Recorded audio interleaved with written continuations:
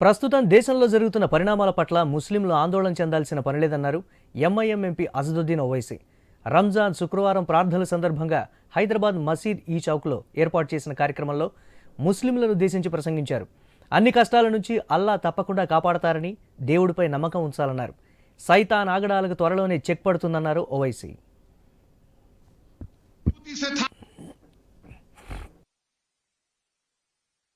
मेरे अजीज दोस्तों और बुजुर्गों, हिम्मत को कम होने मत दो, अपने हौसलों को बुलंद रखो, डर और खौफ को अपने करीब आने मत दो, अल्लाह से उम्मीद हमेशा रखो। यकीनन हालात खराब है, मैं इकरार करता हूं, मगर अल्लाह कुरान में फरमा रहा वातसिमू बिहब्दिल्लाह, अल्लाह फरमा रहा है कि मेरी रस्सी को मजबूती से थामे रखो।